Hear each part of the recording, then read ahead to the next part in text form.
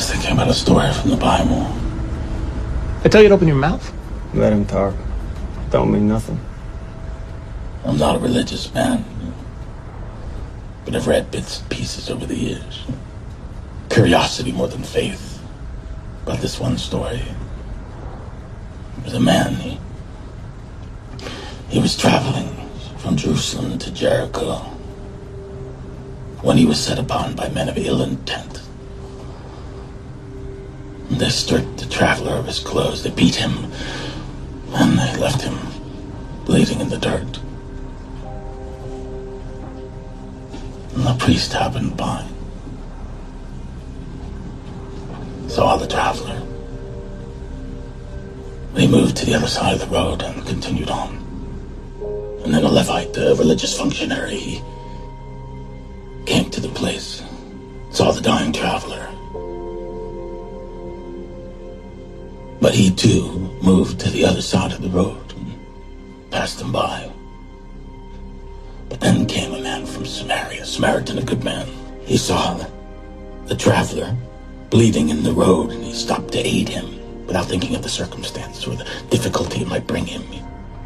The Samaritan tended to the traveler's wounds, applying oil and wine. And he carried him to an inn, gave him all the money he had for the owner to take care of the traveler. As the Samaritan, he continued on his journey. He did this simply because the traveler was his neighbor. He loved his city and all the people in it.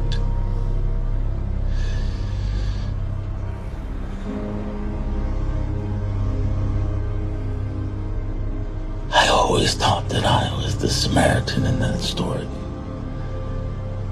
It's funny, isn't it? How even the best of men can be deceived by their true nature. The hell does that mean? It means that I'm not the Samaritan. That I'm not the priest or the Levite. That I am the ill intent who... Yes, welcome to Punk Disputes and Hardcore Disagreements, episode 53. Nice. We're here. That's your boy, the Kingpin. I think one of the most complex villains ever in comic book history. That was Steven Seagal? Steven Seagal. This is a podcast where three people discuss punk rock and its vast umbrella of things, and we usually have a guest, and I'm Keith with Aaron and Joey, and today we have a guest, Edie. If you want to go ahead and jump in, tell us a little bit about yourself and all of that. I'm Edie. I play mostly in the band Coma, Regalia, but I have lots of other projects.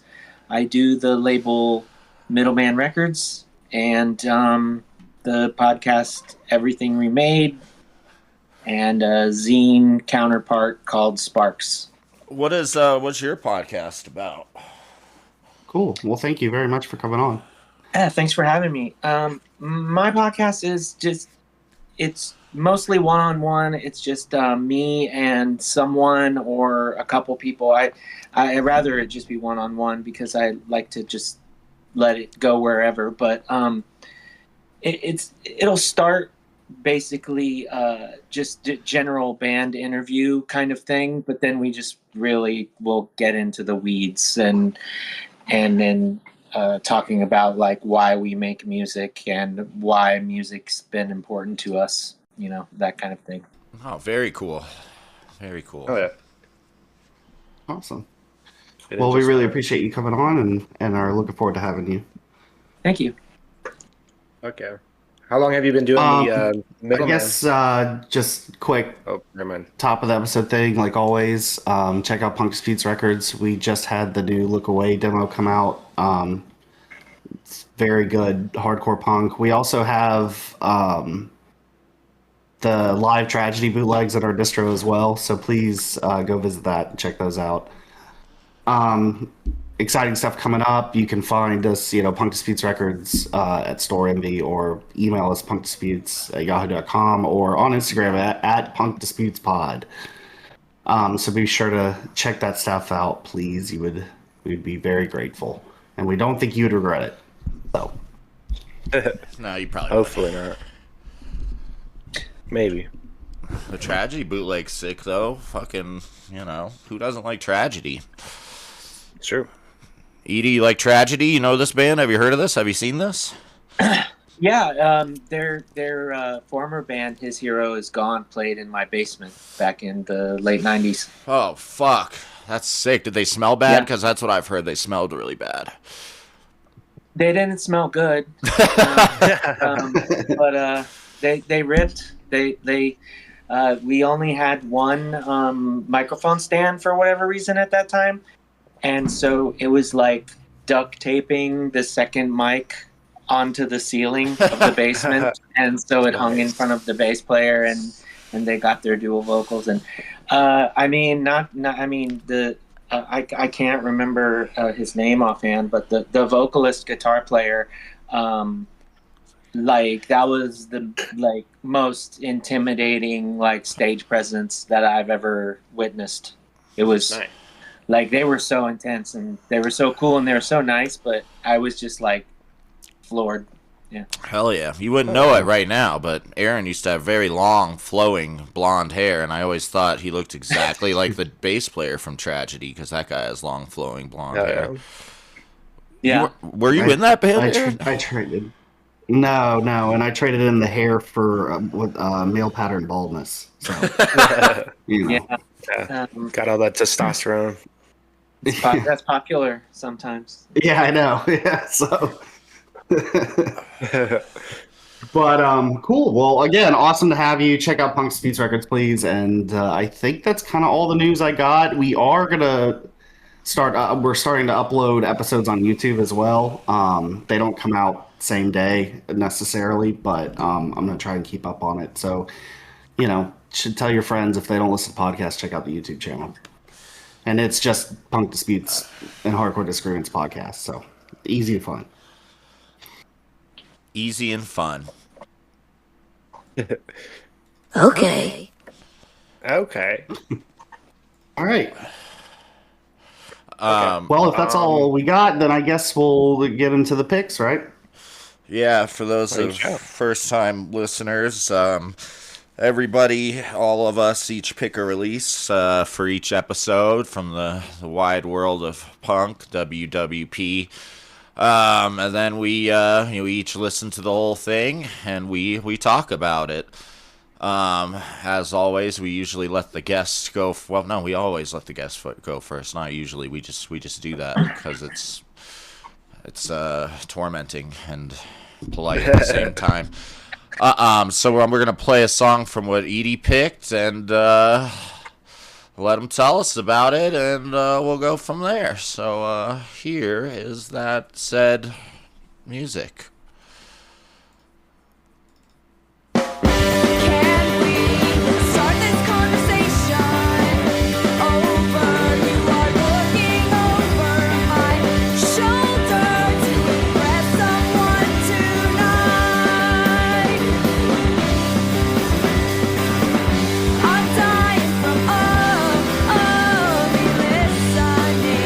To you, and though I smile,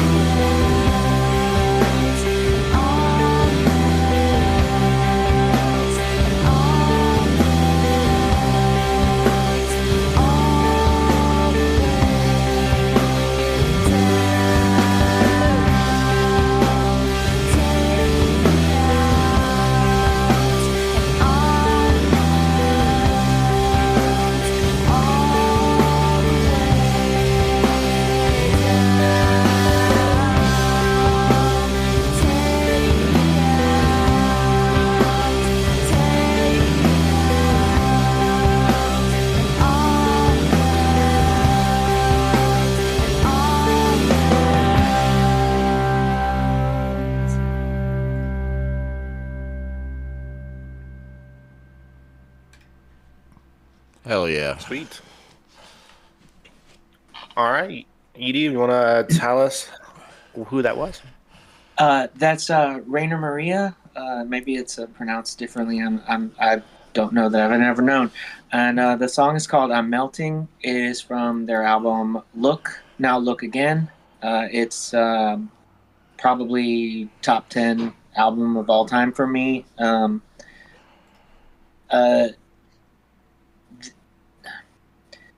Like it's funny, like the links that y'all sent for the other albums to listen to, like I listened to like all of those bands before, and I listened, like we were just talking about His Hero Is Gone and stuff, and so like it's probably like before we started chatting, y'all might have been like, oh, this is just like this indie rock girl or something, but like I've been versed in all of this stuff.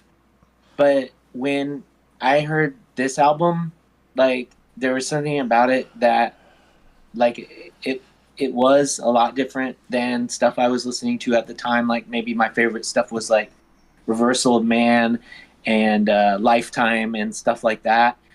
And the like dynamics of it like really sucked me in, and just like I was just starting to play drums at that time, and the drums on this album are ridiculous. Like for a band like that, for that drummer to hit as hard as it does, like throughout the entire album, it like blew me away, because like, I don't know, like all the time, like when I'm listening to an album, like after having done my own recordings and stuff over the years and stuff, like that's one thing that annoys me, is like when I'm listening to an album and like the drums are fine, but you can just tell they're not like they're not playing the drums the same way. Like when I play the drums, I need to like hit the drums as hard as I can. Like it's a cathartic experience to play drums, and I can tell this drummer, like that's what he's doing. And I don't know, like just all of the flams and all of the like left hand movement and stuff in that song in particular, just like it was like a screamo drummer but playing that stuff. And it blew me away. I mean, it's the whole album isn't necessarily like quite that upbeat, but the drums are always like, I mean, they're just really cracking. And I don't know, what's up? I can't get enough of it. I'm just like, yeah, like, okay. Yeah. Did you get into it when it came out?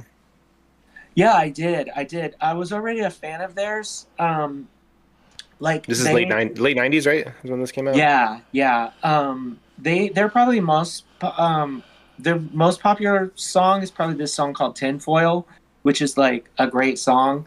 It's not on that album. It's on like the previous I'm not even sure if it's considered an LP. But I mean, that's obviously a great song, but like that album for me, like just as a whole, it's like there's no skips, you know, it's from start to finish. It really like, it knows like where it's going, and it like the momentum is proper for the whole thing. You know, it's not like it's not just like a bunch of songs, you know, it's like it's very intentional. And so Definitely. that like always, it was a big step up for me personally when I already liked them, but then also like if you listen to their previous stuff, the main vocalist like was like she really got a handle on what she wanted to do vocally, like between that and this album. So like, you know, listening to stuff before then and then to that, it's almost night and day. So Nice. still never got to see them play though. Too bad. Are they still around? Huh? Oh, yeah, actually, a friend of mine just filled in on drums for them at a show in Austin like last year, and it like I like lost my shit. I was like, I cannot believe that. But That's sick. Yeah. I feel like a lot of these older, like, or later '90s bands are making like a comeback recently and stuff, just playing more shows, and so that's always cool. Mm-hmm. yeah, they released an album like 5 years ago or something, and did like a whole thing then, and then they kind of, you know, everything was kind of low key, but then, you know, they play here and there, you know, sort of like usually bigger things, but then I don't know what the deal with that thing. My friend Emily played drums with them. Like it looked like it was just a house show in Austin. I don't know if it was just like, we're here. Do we know anybody who can play the drums? And you know, Those are the best shows. yeah. I think it's funny. I never really thought about it before until just now. But like, you know, you mentioned like the albums that we picked and stuff.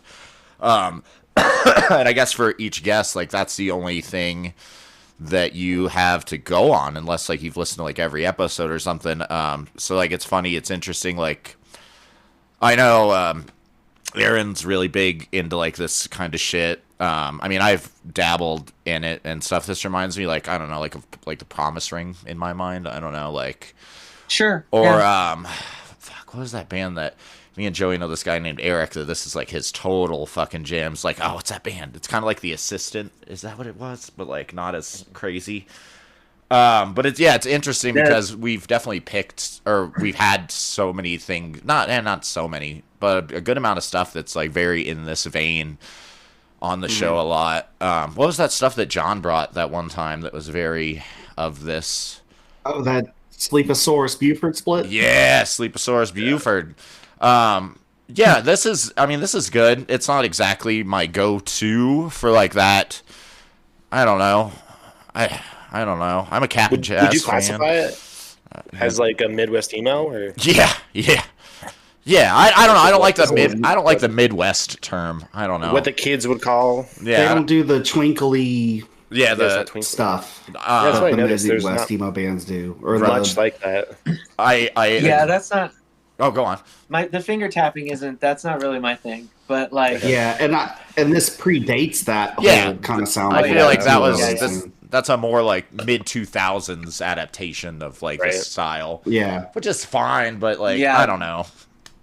When you're known my for that, it's band annoying. was playing like in 2012. That's like all my band would play with. We'd be like screamo band. We show up. We sound like Orchid or something, and we're playing with like only bands that were like that no picks in anybody's Right. hands, just happening all over it. Apple. And then Yeah. yeah, Yeah. I mean, like, I get down, like, Tiny Moving Parts is a lot like that. Joey showed me that band. They're on the Very twinkly. What is it? Verse itself is a little bit like that in a way too. They're like more. A little bit. yeah, sure. newer style of that. But this is pretty good. Like I said, it's on like my exact wheelhouse. A lot of this stuff just I can tell it's of that time. Like every time, like, oh, okay, this is like 97 through 99. Like somehow it just has that vibe. I agree with about the drummer.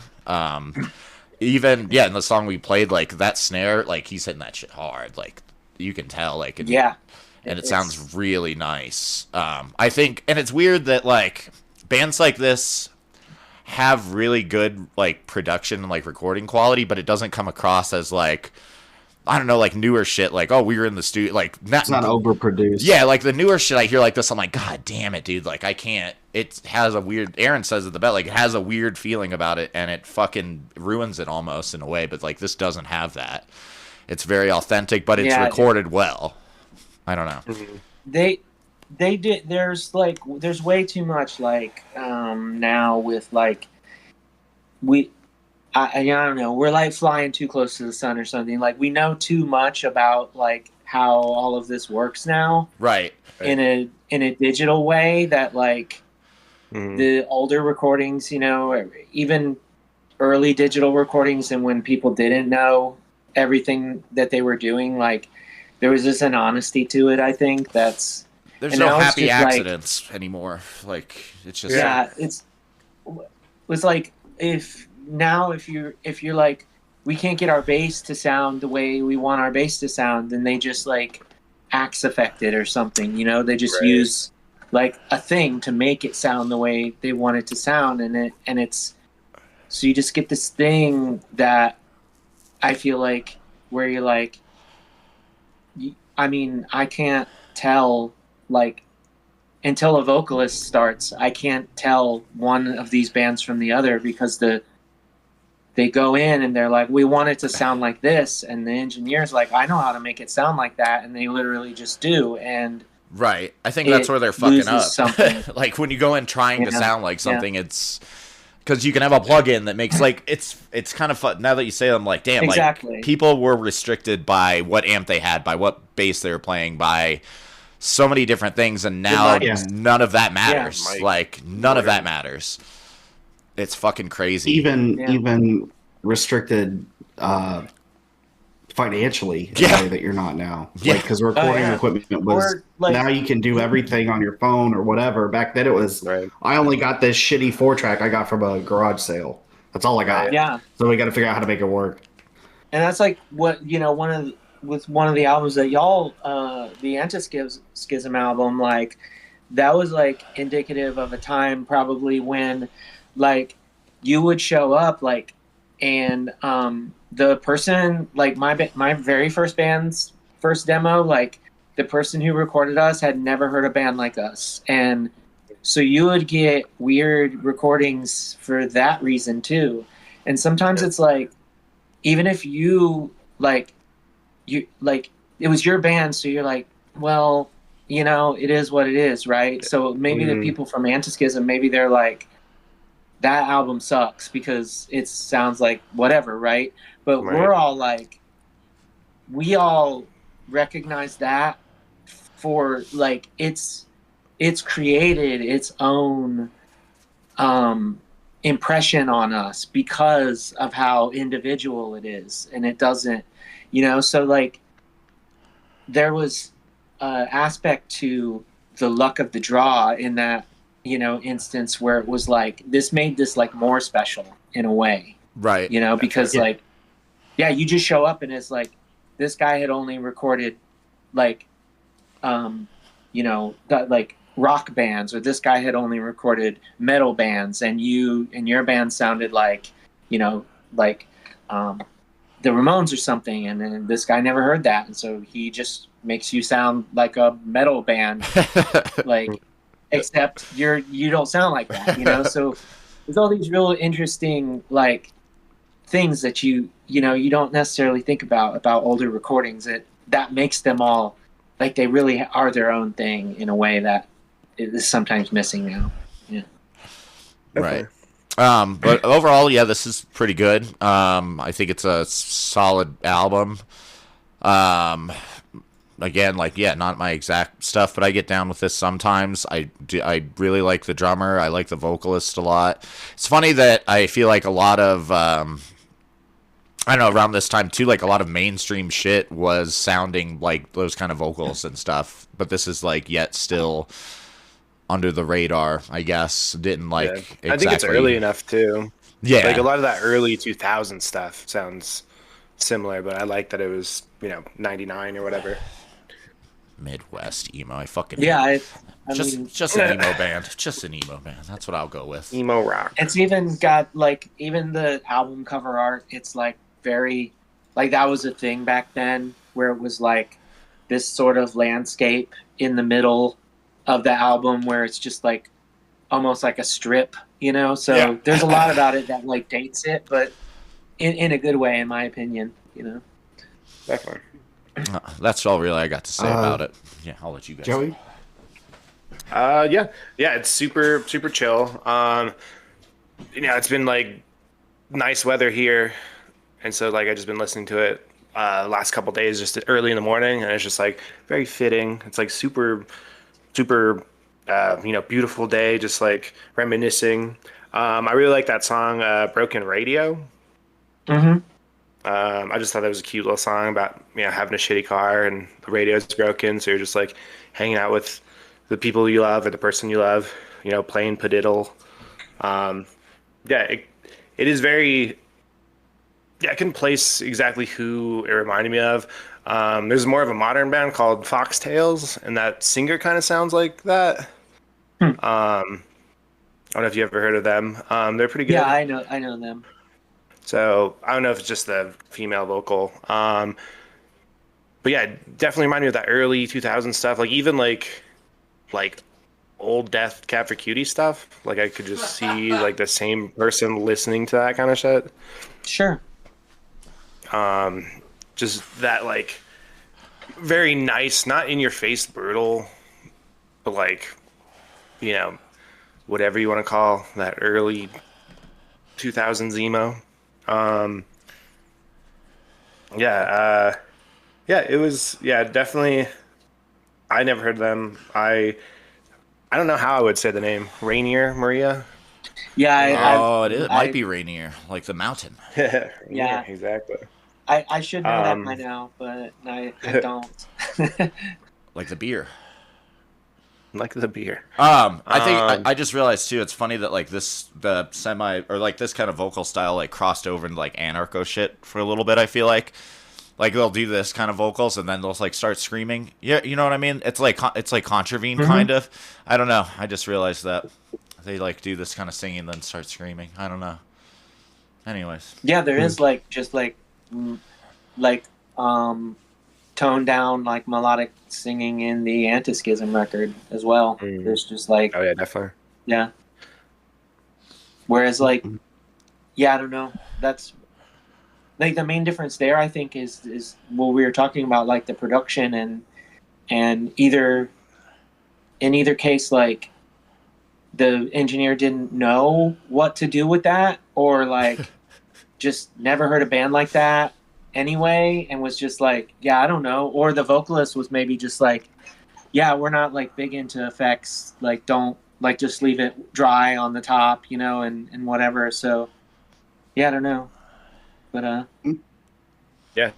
More crossover there than I would have imagined initially, but I mean it's a very diverse episode, but like very fun to compare. What you guys were saying about the drums, like the drums do seem like, especially like when they're counting in and stuff, there's a lot of like ride, taps that are really, really fast. And then the song I think is going to be like quicker, but then it is like almost half that speed, but that drummer's still going. I did notice that a lot. I definitely want to listen to it some more. Definitely not the same vein I normally dabble in, for sure. Yeah, they've got quite a few albums. I like all of them. The newest one that they released, I think, was self-titled. That one's not really. That one's more like I don't know, it's like less indie and more like noise rock, like it, and depending on like what your preference is, like I like it less than the others, but but it's definitely really cool to just like, I like, we were talking before about bands that like are just like coming back and doing like new things, bands from the 90s and stuff doing reunions and stuff. And I'm always like, like I respect a band like Page 99 where they're like, we're not going to make new music, just forget about it. We're not going to do it. I respect that. But also at the same time, I'm like, even if it's different, just do something. Like, let's see what's going on in your heads now, And so like, I respect it, even if like, I don't like it as much, Right. I feel like at least us three for sure feel mainly the same way about that. Like, just don't make new shit because it's going to ruin it for us. But then, like, Aaron brought the newer Seisha, that 12-inch or whatever, wasn't it? Yeah. And that shit ripped. It was so good. One of the guitar players for that band plays bass in my band. Oh, no shit. Oh, shit. That's awesome. Yeah. And you mentioned the assistant earlier. He was in the assistant. Oh, no shit. Yeah. Full circle. His name's there. Tom Schlatter. My band is like, we have like 2 drummers, 2 bass players. We don't have I write the majority of the songs. Like I structure the, things. And so, we have like, it's kind of like, hey, we got offered these shows, like who can come and play now? One of our drummers lives in Washington and then the other one lives in Chicago. So we have like 2 people that live in Chicago, and then like when we would go on tour, like Tom, who plays in Seisha now and also plays in a band called Hundreds of AU and plays in a band called Spirit Killer. I think that's all the bands that Tom plays in now, but I might be wrong.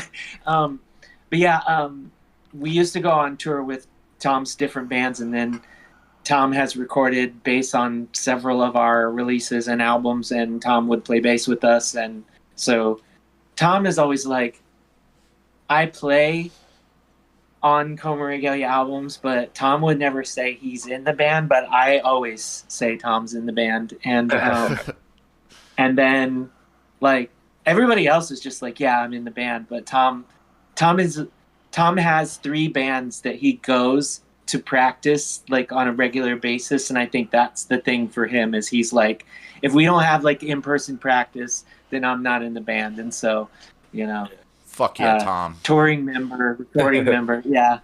I love Tom. Tom's in the band. It's even if he doesn't want to be, yes. But yeah, That's fucking awesome. All right, Aaron. Aaron. Okay. I'm having connection issues, just FYI. So if I disappear, I'm watching. You sound great. Fading in and out of everything. Like I have no idea what we were just talking about because I kept pausing and stopping, but I'll try my best. This album, I like stuff that is, I don't know, adjacent to the, you know what I mean? I love Early Braid and Ordination of Aaron and all that kind of early emo stuff, but there was something about, I was very bored with this until about song 3. Then 3 on through the rest of the record, I did enjoy. It just feels like they're like, I get it, I like it, but there's like a little extra, like kind of something missing. I feel like the bands of this style I tend to lean towards usually have that explosion somewhere in the song. You know what I mean? It builds and it builds and it kind of releases. This didn't really have that for me. But what I will say is when I looked it up to find more information on it, and I saw it was their 3rd record, I did go back and listen to the EP from '96. I think it was the first one. Yeah. And I loved that. I thought that was fucking incredible. So the other album's called Past Warrant Searching. That's the one with tinfoil on it. Gotcha. I didn't listen to that one. Yeah. Yeah, the very first one. I actually don't remember what that's called. I can picture the cover, but I don't. I don't remember. Yeah, and I only did that. I don't do that normally on this show. I was just curious because I was like, I feel like this is a band I should like more than I'm liking, and maybe I'm not getting something. But like I said, when I realized it was a later release, I was like, I'm gonna get curious. I'm gonna go check the early stuff. And I enjoyed that a lot more. That being said, I don't think it's bad at all. Like, it's definitely enjoyable. I enjoyed it. But it didn't like thrill me either. But I don't know if I can really explain why not. And I guess that's kind of a cop out, but that's best I got. You said that it took you a minute to get into it, and like the first song is like 3 minutes of like just guitar and vocals. Yeah, it was it is really like I never thought about this before, but it is really like an album that asks a lot of you. Like, it's like, are you going to give this the time, like, to let it impress you, you know? And like, if you're already kind of like on the fence where you're just like, is this ever going to do something for me? Then like, yeah, I can see how. But like, if you're already a fan, then you're going to listen, you're going to sit there and, you know, and that's, I mean, like I even, you know, there was even like one of my albums where I was like, I'm going to do something annoying like that with our album too. Like, it's a Screamo album, but I'm going to have this really long part where like, you're just like, is anything going to fucking happen? And, I'm a big fan of that. Some people are like, that's our favorite album. And I'm like, I don't want to say I don't know why. Like, I did things on it to, like, not necessarily to test people, but I just did things to I don't know, test myself, you know? And maybe that's what they're doing, you know? But it's kind of like storytelling, you know what I mean? Like, you gotta, you know, start slow and then fucking bring it all in. I don't know. I'm a fucking. But yeah, all in all, I mean, I didn't dislike it by any means. It just I was kind of lukewarm on it, and like I said, when I listened to the earlier release, that one hit me immediately, and I was instantly like stoked on that one. Yeah, so I had never heard of this band, and like, yeah, it's way more raw and like energetic, and you know, like, you know, it's more dynamic. Yeah, it's not just like yeah, and that's when I was listening to this album, I kept waiting for. I think maybe it's unfair on my part because I was waiting for things that never happened, but maybe it was unfair for me to expect things. You know what I mean? But I was waiting for that kind of like a still life record or something where, yeah, they're going to do all this, but eventually it's going to crescendo into this nutso part for a little bit. You know what I mean? Or something like that. Yeah. They kind of get all the way to I did enjoy it. And then that's it, you know? Yeah. I think you're like the biggest fan out of the three of us, Aaron, too, of like this kind of shit for sure. Or you're more knowledgeable. Yeah, I mean, I'd never heard of this band before, so I don't know, you know, for whatever reason. But so I'm glad you brought it because, like I said, I was super stoked about that first EP. So yeah, you might like Past Warrant Searching then. Like, that's like in the middle of. And that has like the song Tinfoil on it, which is like, if you say this band's name, that's the song that's going to come up. It's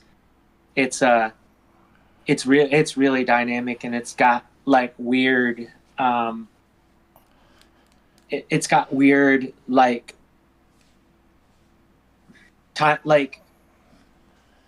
not just like not like signature change, but like literally like tempo changes. Like the tempos jump and fall back, and they jump and they fall back, and it's, I don't know, it's a really good song. My band was supposed to cover it last year for this covers compilation I do every Halloween, but somebody forgot.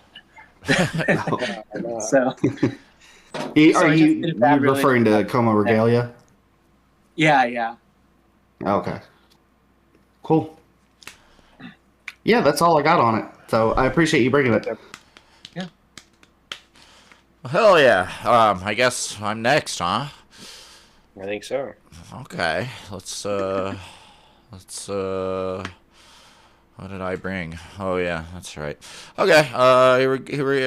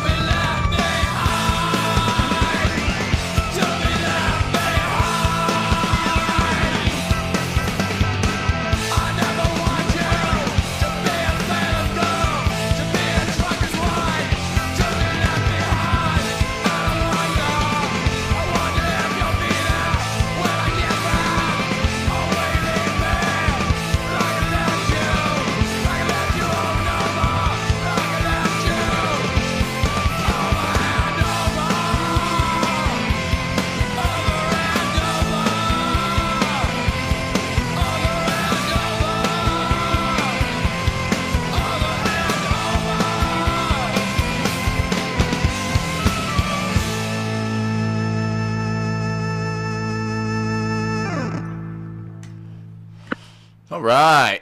What a weird one for me, right? That's kind of weird. Edie, yeah, this is not exactly my usual go-to. I'm more of into a street punk kind of guy. So this is very off-brand for me. That was the Murder City Devils with 18 Wheels off of their album Empty Hearts and Broken Bottles, I believe it's called. And I think on the reverse side it's called like Broken Bottles, Empty Hearts. I don't know.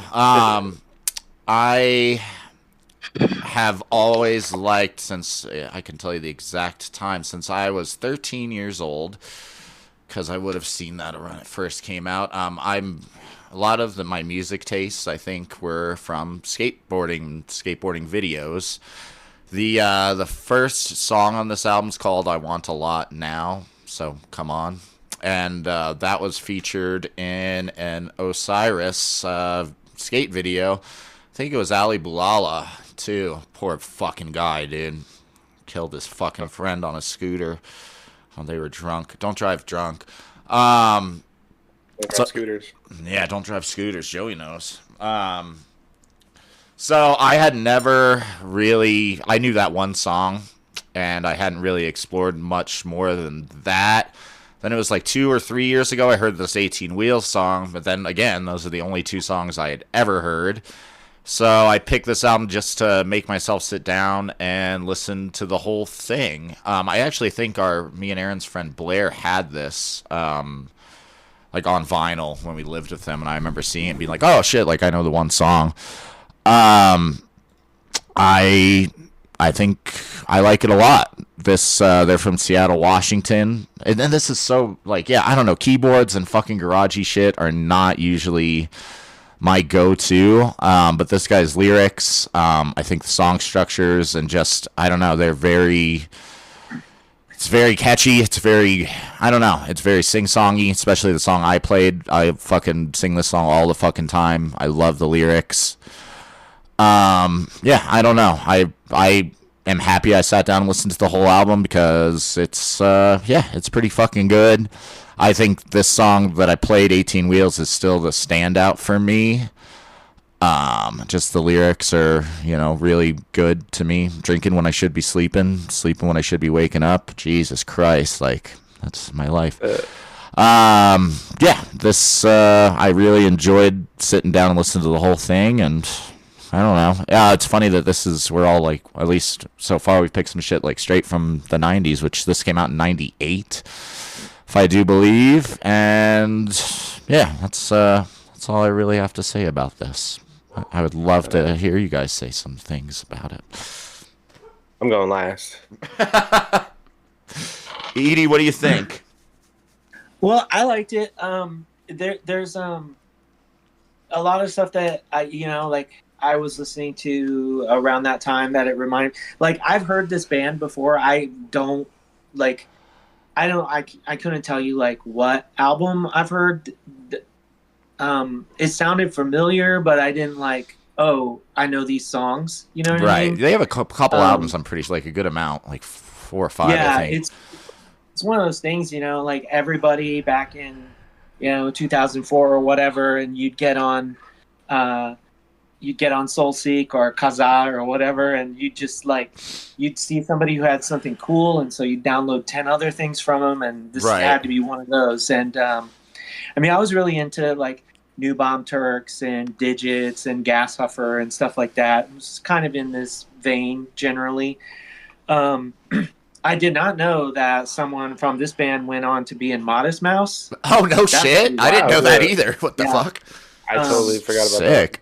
Yeah, and so that's why like there's a track on a Modest Mouse album called like Call In Song or something where the vocalist was just leaving a voicemail on the vocalist for Modest Mouse like answering machine, and they ended up putting it on an album. So nice. But yeah, I thought like, there's there it feels like there's a through line like lyrically, and so you like the album title, like it makes sense where a lot of the lyrics are coming from and stuff. And I was almost wondering, like, was it sort of a concept album in that way? Right, I got that feeling too. It's very especially because like there's I was listening to it and I remember more than a couple times there's like almost like the vocalist like pretending to be like a werewolf or like a wolf, like there's like a wolf howling in more than one song.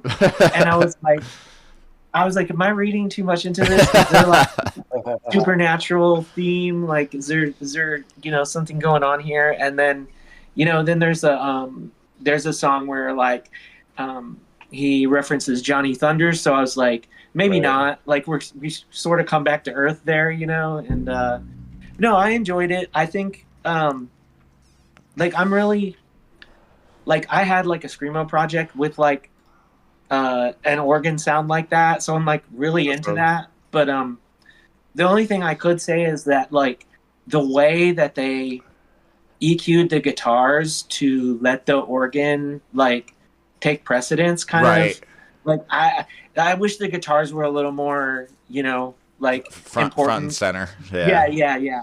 But other than that, it was awesome. I was surprised that that the vocalist was a standalone vocalist. I'm assuming he writes a lot of the music or something, because the way the vocals went with the guitars, it really made sense to me, as someone who plays and sings, So it surprised me that he was just the vocalist. Right. Usually there's a bit more there's just more separation, Sure. But yeah, it really really solid, and reminded me of a lot of those bands that I mentioned, the New Bomb Turks and the Digits and stuff. That sort of when I was growing up in Southwest Florida. Wait, where are you from? I grew up in Port Charlotte, which is so fucking. I grew up in Fort Myers. That's so funny. Yeah. What the fuck? So that sound was huge in the Tampa area around 94, 95 or whatever. There was a band called Car Bomb Driver. There was bands like Dead End Kids and stuff, but that sort of sleazy, garagey, it really reminded me of this is the bands that my high school band would play with. Right. No shit. That's a small world. That's funny. Yeah. Yeah. Port Charlotte's I don't know what, 45 minutes from Fort Myers, something like that. It's very close. That's so funny. I think it's interesting that one of the dudes was in because I was listening to what is that album, the Lonesome Crowded West or whatever the fuck, that Modest Mouse album. That was totally in the same rotation as the one song that I liked from this band at the same time when I was 13. So I'm that's kind of weird, huh? Yeah, I didn't know anything. I didn't know anything about it. I just was I wonder what other bands these people have been in, and as far as the vocalist, there really wasn't that much. But yeah, one of the guitar players got around a bit more, and I was whoa, Modest Mouse. I would have never, just from style, I would have never just assumed, yeah, you'll end up in a band like that. Yeah. Are you a fan of the Holy Mountain? That was always my favorite Florida, Tampa area shit. Oh, I don't know that. Oh, shit. Yeah. The Holy Mountain? Yeah, I think... Where were they from? Tampa. I'm pretty sure Tampa. One of the dudes was in Combat Wounded Veteran, if I'm not mistaken. Oh, okay. Yeah, he was. Yeah, okay. Shit ripped. Anyways, Aaron's from fucking Fort Myers, too, so that's really funny. Okay. Yeah, was it Jeff Howell that was in... I think his name was Brad. I could be wrong. Oh, okay, I don't Brad. know. Jeff from Reversal and Combat Wounded Veteran and stuff was on my podcast, and he's still at it. Oh, hell yeah. He's still playing. He's got a few bands. One's called what?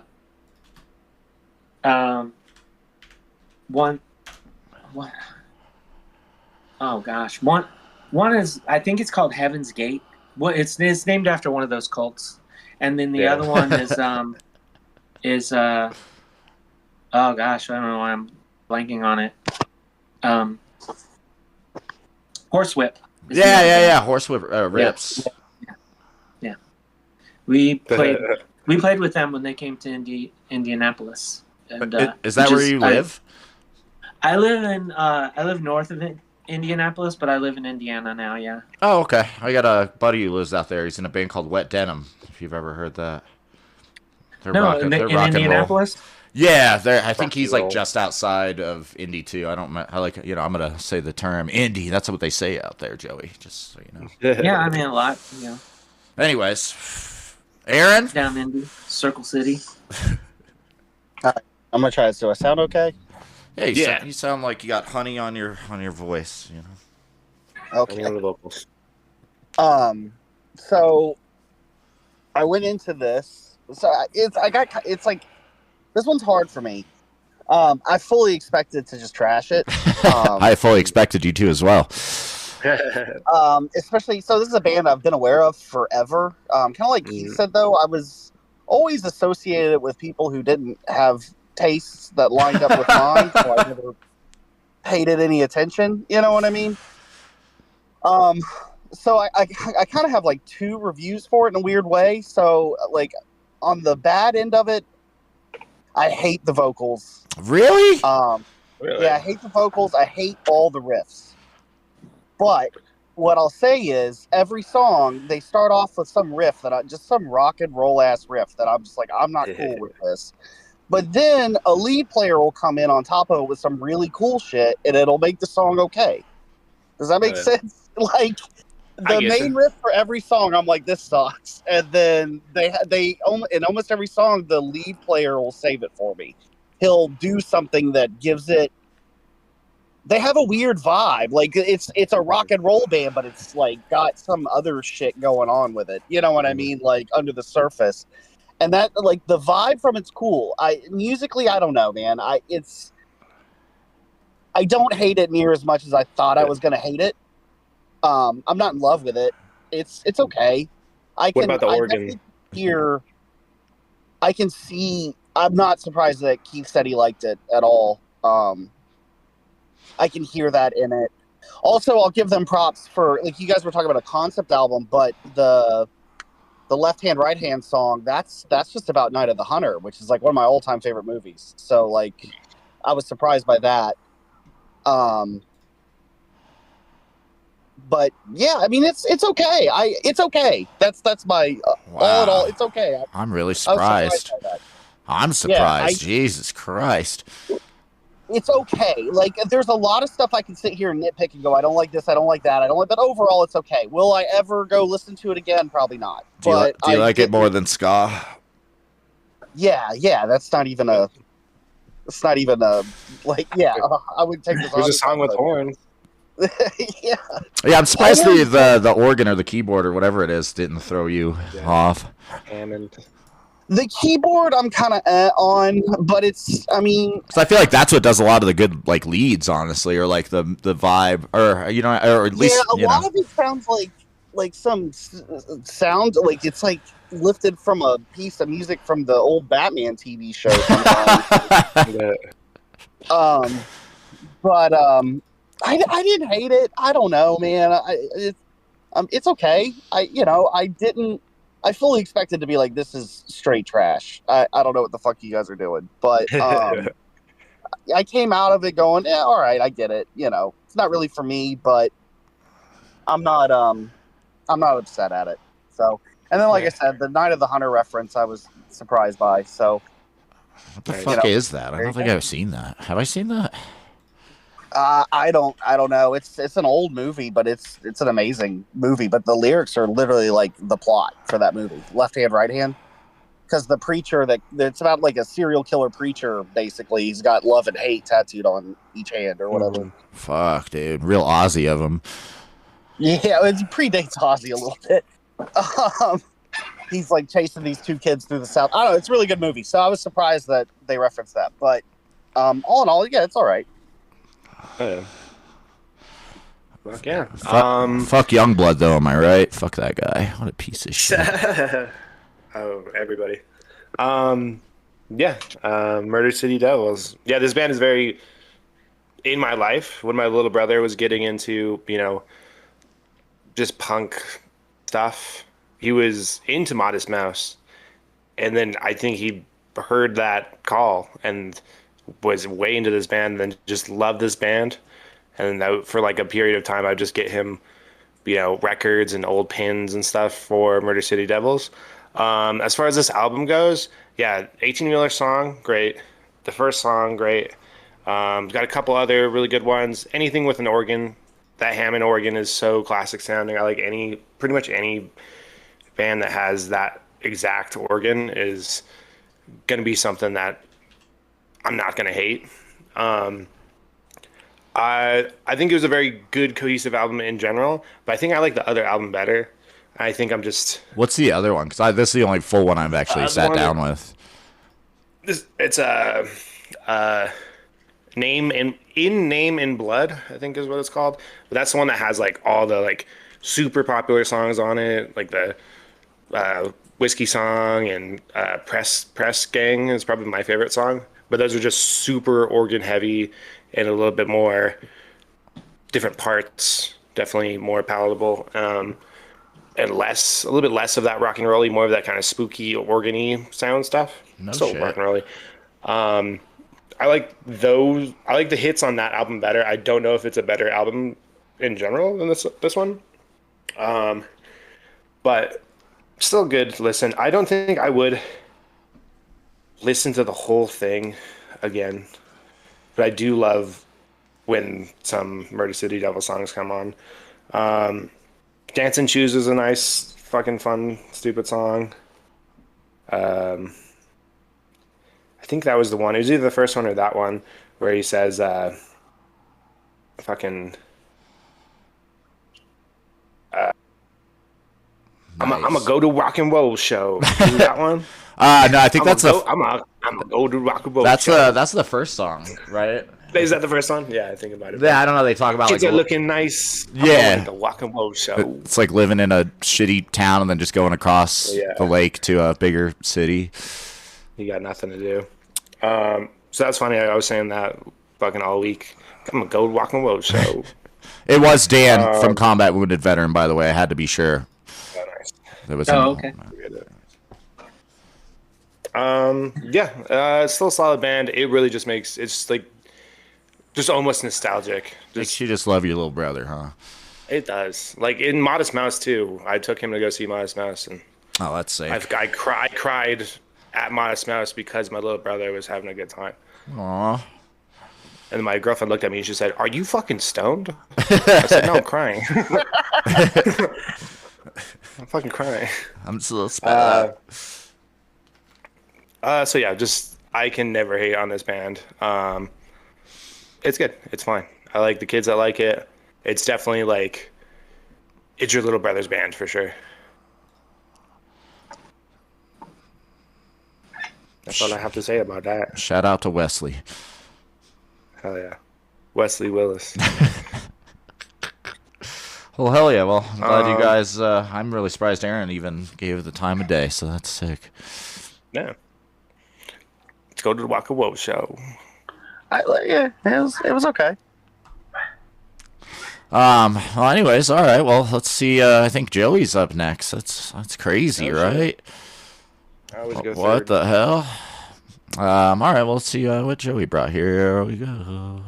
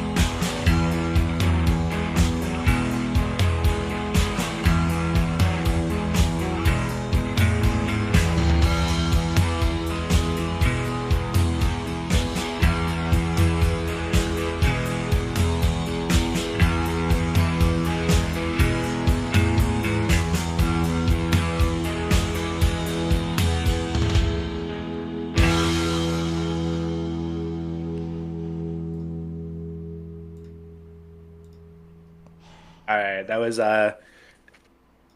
Chicken's Call. That band was called Eyes Open Underwater, whatever that is in French.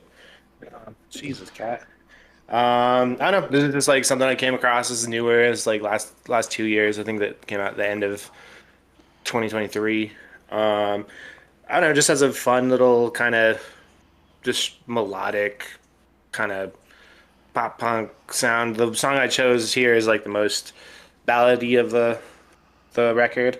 There's some like ones that go a little bit harder that almost sound like a melodic-y kind of Bad Religion and kind of Against Me kind of stuff, but just super French. Yeah, I just thought it was a nice little record.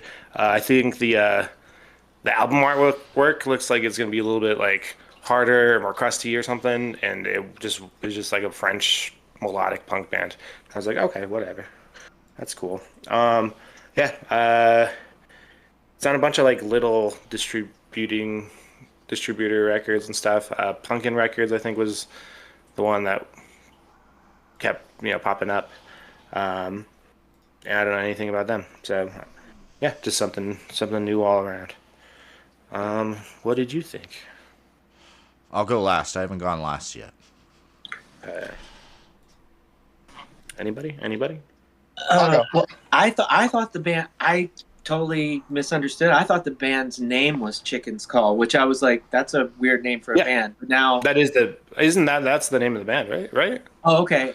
Yeah. I thought you said that the name was the French for Eyes Underwater or whatever, but that's the album name. That's the song. The Eyes Open Underwater is the song. Yeah. Okay. And So I was right. The band's name is Chicken's Call. I don't know if there's like if there's a meaning to that I'm not aware of. I couldn't figure it out as well. Yeah. I was just like, that's an unusual. Maybe there's a translation thing where it's like in French, it means something that it just Chicken's Call in English just doesn't quite So based on like the artwork, excuse me, and the name of the band, I was really expecting something like more just like you said, like crust, but almost like crust in like a not necessarily like tragedy or anything like that, like Habak or anything, but like just in crust in like a real shitty kind of sounding way, like for lack of a better word. But no, it was cool. It's not really like I played in bands with a guy that was like all about this kind of thing, like for a long time, and there's like growing up, like listening to punk in the mid to late 90s. When Fat Records first came up, then it was just every EP, you're hearing something like this, and it's cool. I'm glad people are still, into that and doing it. I appreciated like that there was like a translation of the lyrics, like, because the lyrics were pretty good, even if they were sort of like, they were like vague, it was like that kind of thing where it's like, it's not really specific to this person necessarily. It's just like, we can all sort of relate to this. Yeah, one of the labels was called Transophobia Records, which I saw that. What I don't, and I saw that there's a band that had a album named that, and so I'm assuming that the label is named after this band's album, and the band's album was called that because they had a Ford Transit. Oh, hell yeah. Misunderstanding. Where is this all coming from? Like transophobia, and the album is named after a Ford Transit, and I'm like, I don't, but all the bands seemed legit on that label, so I'm like, I don't think this is like a label of transphobes, but like, I really made you look. Jesus Christ. it was just weird. I was just like, oh, and I asked one of my friends. I said, hey, what kind of read do you get on this? And like, it seems cool. This seems like it's just an anarchist, punk kind of label, but I don't know what that name's about, but right. I think like one thing that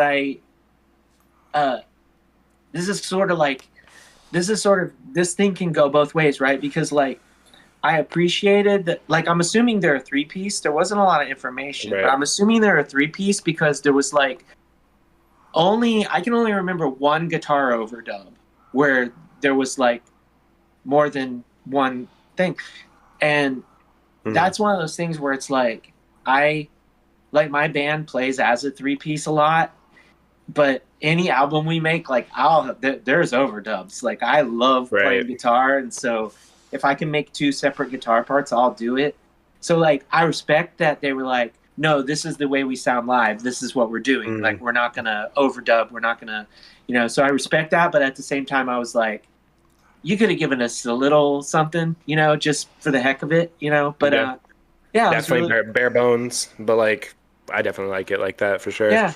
Well, also that's one of the things we were talking about before. We don't know like the situation. Maybe they're like, yeah, we can't afford to go in and just like we can't afford to go and multi-track everything. This is we're on a time limit. We're on a budget.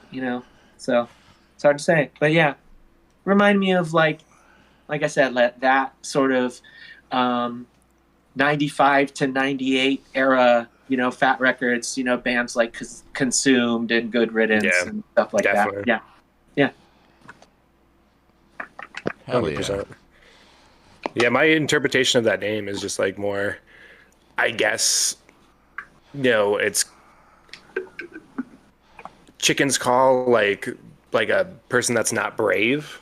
And it's just like, oh, they're getting called to do something brave. That's kind of how I took it. Like, listening to the record, but I'm not one to say. In my mind, it was like here, chick, here, like It's because he sounds like that.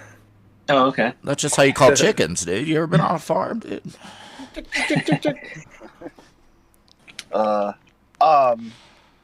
So I didn't know what to expect out of this because of the cover as well.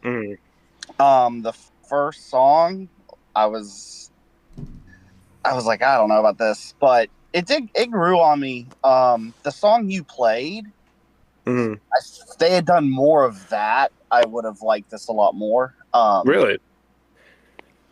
This isn't, again, it's kind of out of my wheelhouse a little bit. It won me over though. I didn't dislike it.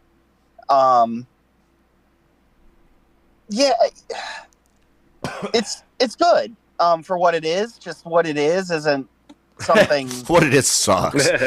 Jesus. I wouldn't say it sucks. It's just like, I'll put it to you. All right, if I was in the car with you and you put it on, I wouldn't make a comment. I wouldn't be like, dude, you gotta turn this off. You know what I mean? Like, it's fine. Yeah, but yeah, it's decent. I think the vocalist did a good job. Yeah. There's some really cool riffs in there throughout, but just not enough to make it. Again, this is one of those records where I'd be like, I'm going to say, if they had picked the 4 best songs and put it out as a 7-inch, I probably would be telling you it was great. But as a full length, I think it was just too much of. I didn't care. Like, even when they pulled me in, there was points where they pulled me in, and I was like, okay, I'm really down with this part or this song. The next song will come on, and I'd kind of drift out of it. But again, I think that's just a matter of taste, honestly. Like, it's just not. Overall, it's not. This isn't a style I live in. I don't even really have a lot of reference points for it. So, but yeah, it was okay. It was okay. I liked it better than I thought I was gonna like it, based on the first song. So, nice. Oh, yeah, there's a few. Yeah, definitely like around the middle. There's a couple of really good songs. The second song's real nice, and then like towards the end, it gets a little bit more like happy melodic. And I'm surprised you liked the song I played, because that one's just so uplifting. No, that first riff with the French vote, honestly, it sounds like a Ditro song. Nice. Yeah, could I see could it. see that. Wow. So I mean, there's points and highlights in it I really enjoyed. Overall, as a whole, again, I think it could have been a ripper little 7-inch, and I would have been like, yo, this shit's pretty good. But as a full length, I'm kind of like, I don't know. It's got moments. Yeah, definitely over 20 minutes was like, it dragged a little bit at some spots. Drugged. Drew good. Yeah. Drugged. Drug means friend in Russian. Just saying. Drug.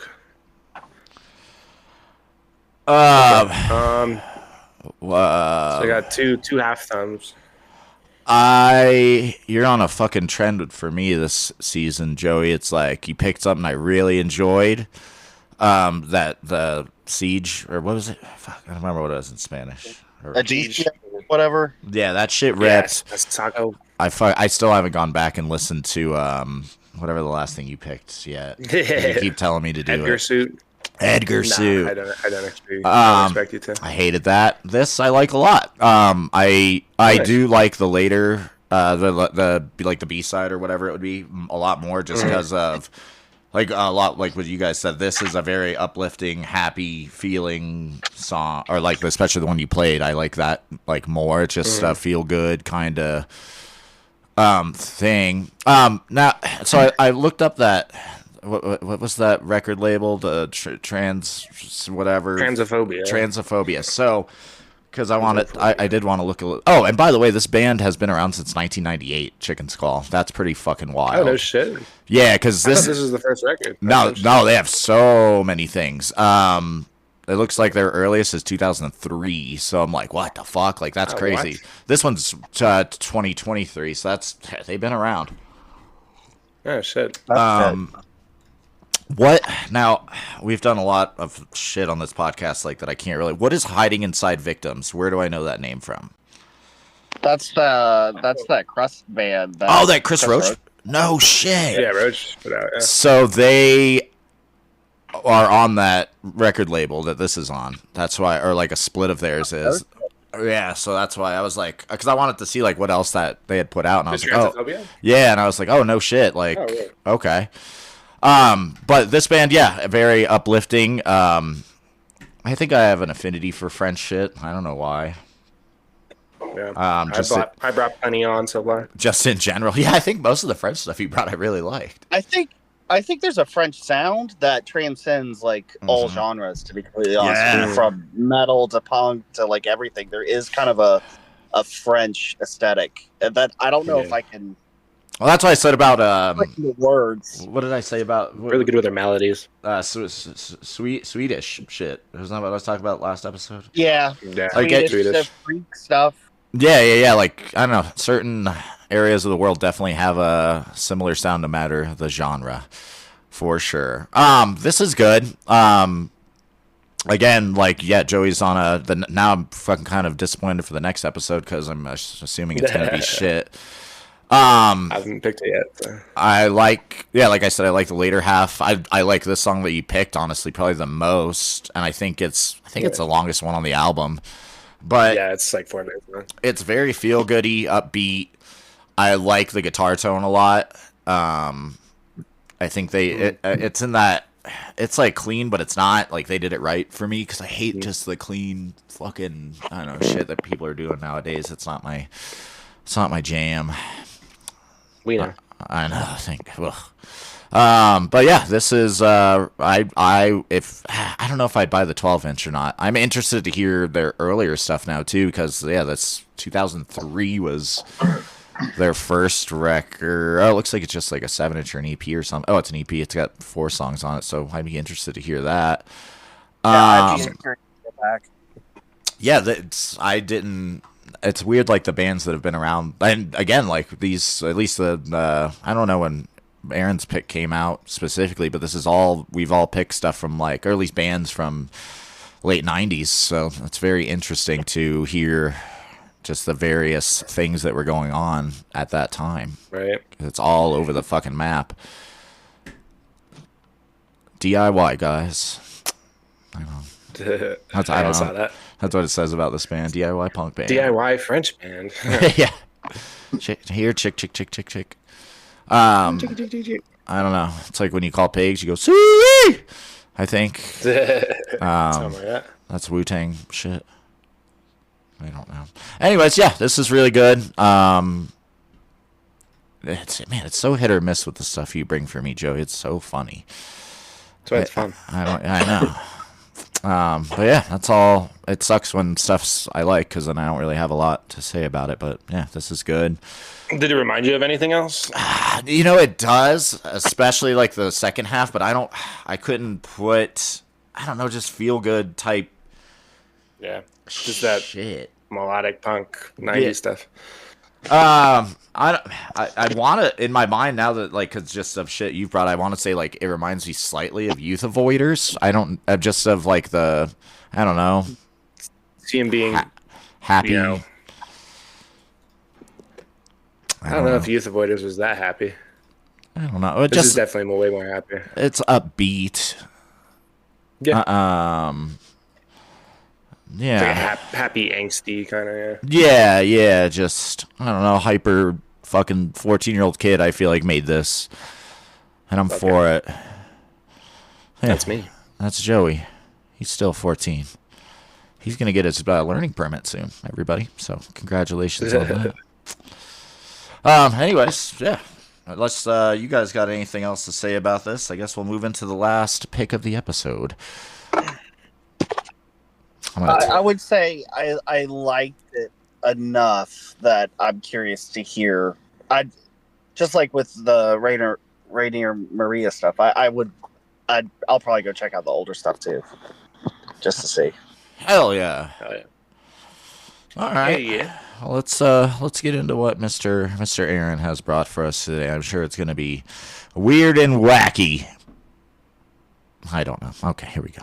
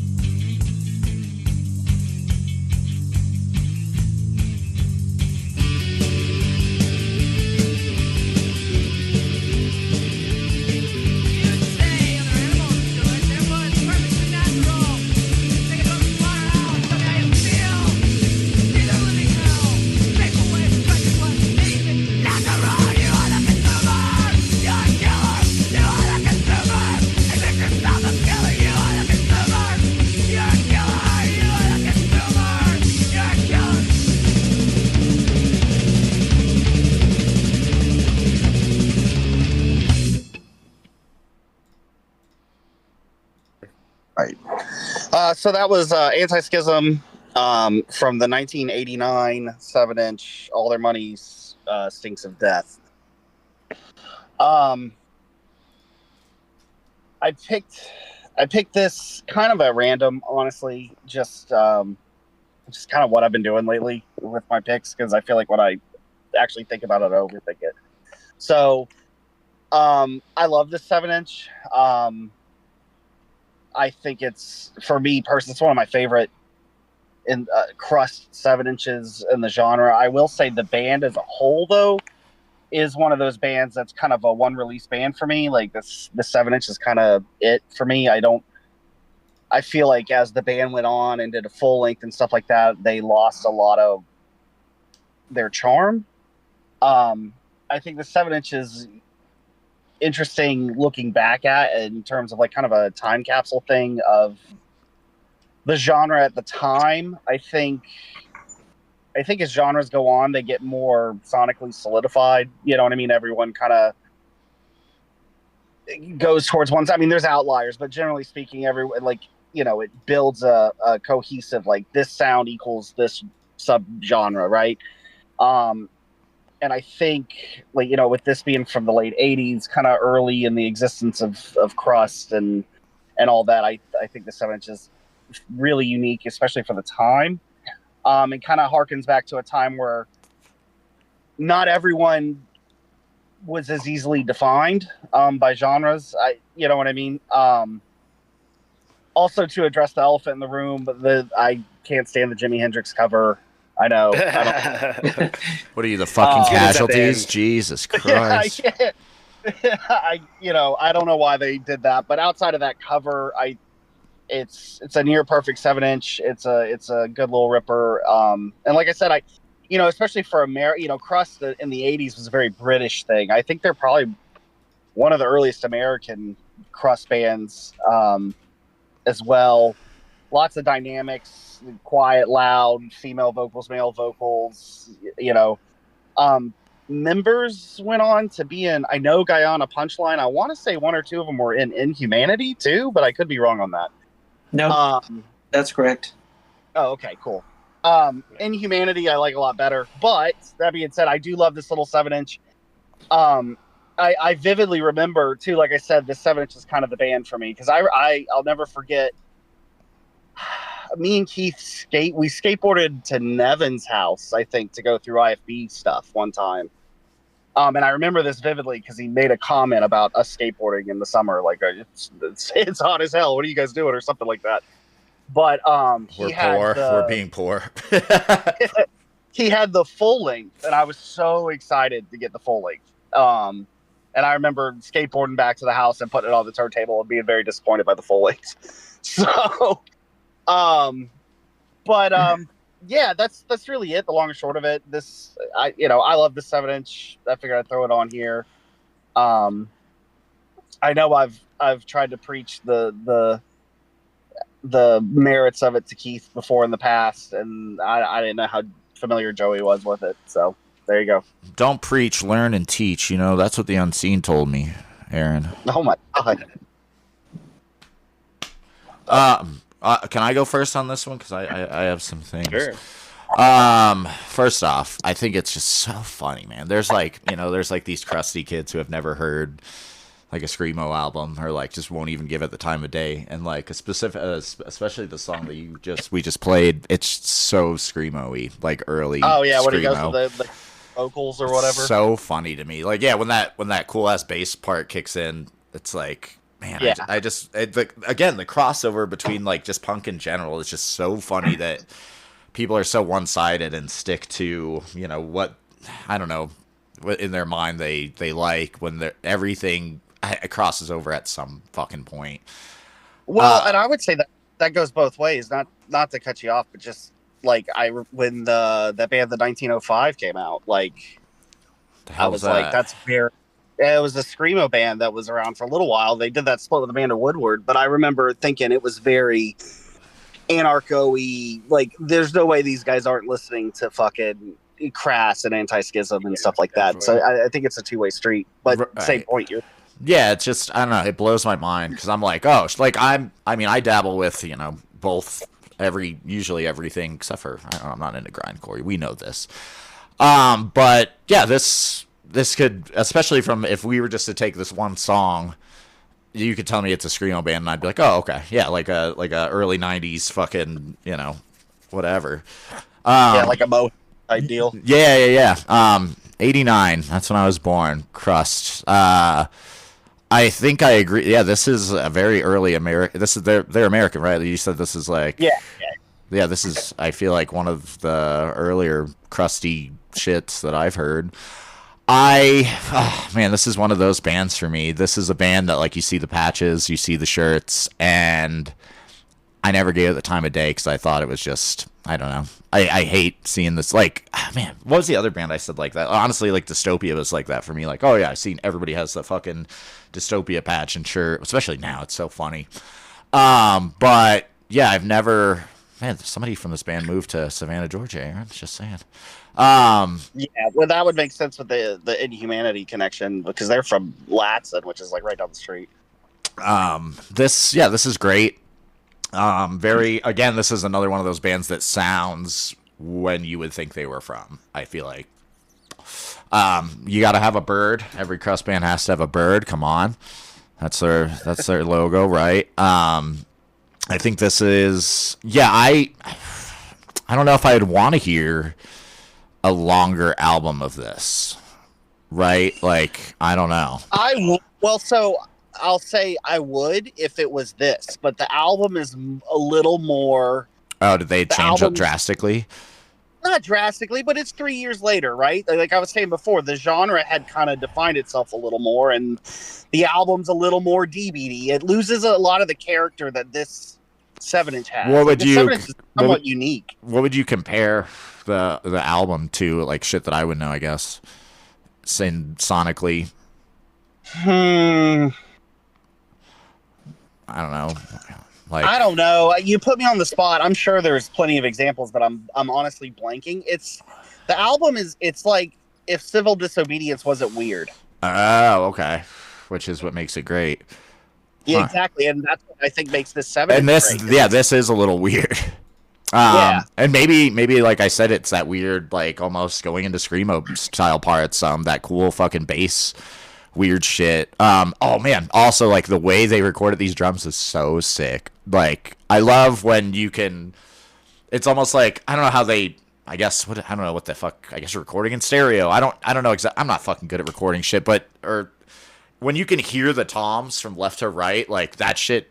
I love that every time. And like this guy's drum set sounds like shit, which is awesome. Like it should.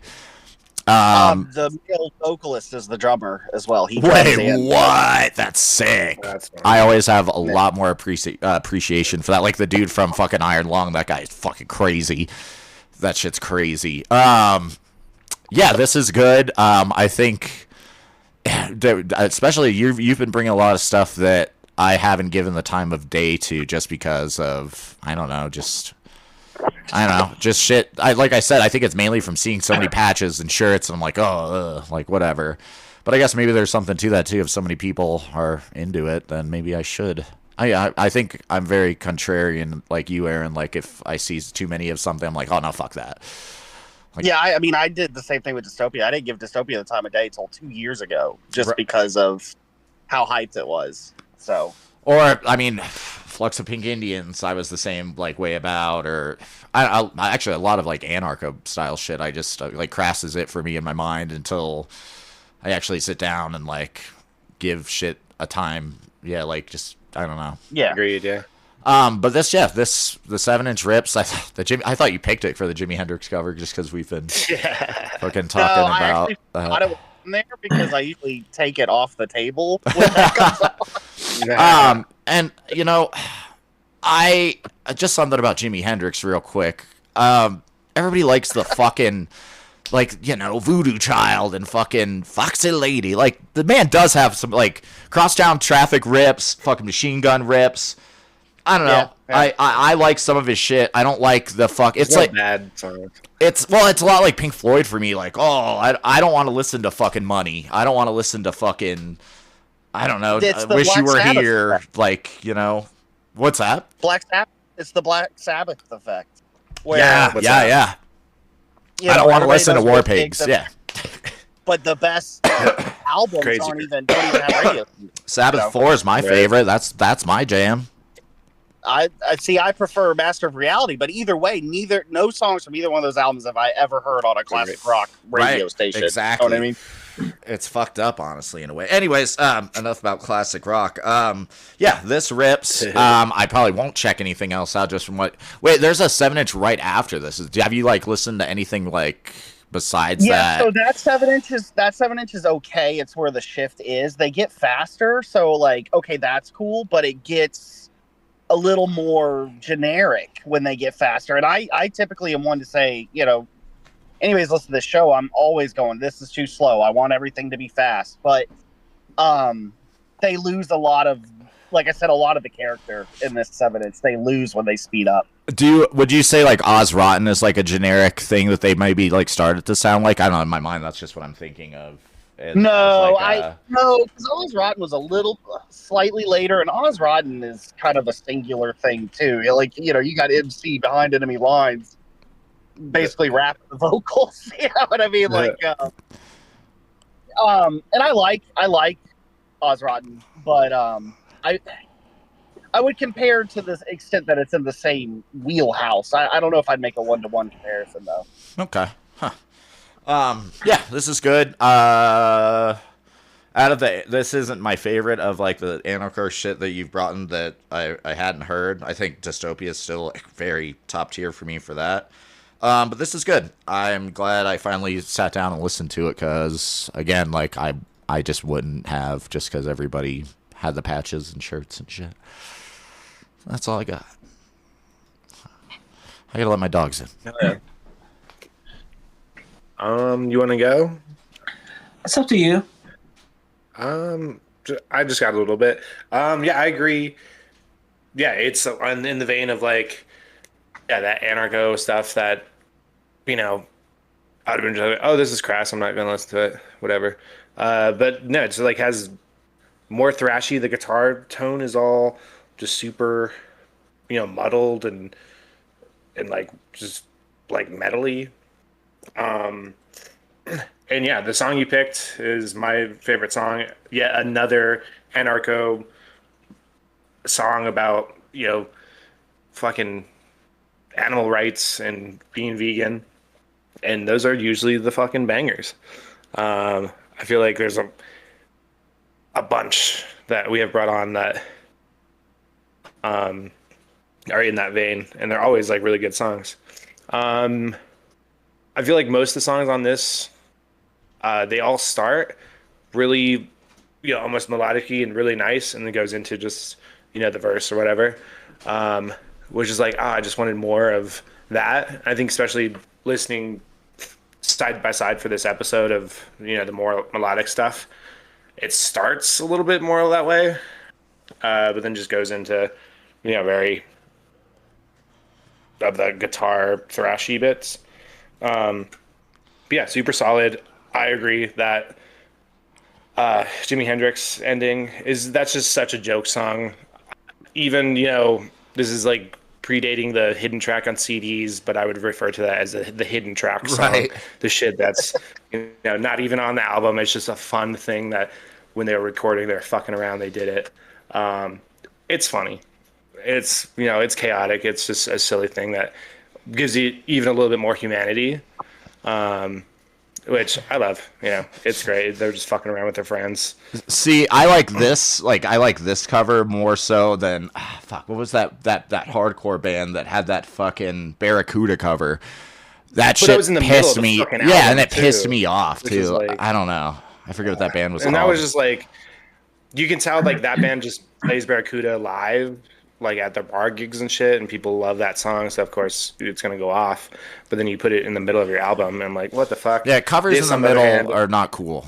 No, that's great. Unless it's like an obscure cover, but not fucking Barracuda. Wait, what? You go, covers in the middle of an album are never good. He goes, that's crazy. I agree. I think it's a bad move always. So it's got to be something a little bit. It can't be fucking Barracuda. It can't be. If they had the Jimi Hendrix song in the middle of the fucking album, I'd be like, what are they doing? They're just having fun. It ends with somebody says, oh, you tofu burger for two? No, it gives me farts. I'm just like, okay, that's fucking silly. Like, dude, I get it though. I've had some vegan food, and those are the worst farts I've ever had in my life. Like, yes, it will clear rooms. It's insane. It is very true. They are definitely, they know what they're talking about. I lied though. Dystopia wasn't my favorite of the anarcho stuff you brought. Rudimentary Peni was definitely. I thought about it while I was letting the dogs in. That shit ripped. It's funny because I don't even think of Dystopia as like this. I don't. Well, I don't know. It's like more modern of what I guess because there's I don't know. We've talked like, about I don't know, that before. like this, like fuck the Pink Indians, all that stuff. I think that's like more of like this like peaceful punk is all like I'm like, oh shit, I gotta start a commune. I gotta get my shit together. I'm becoming a vegan.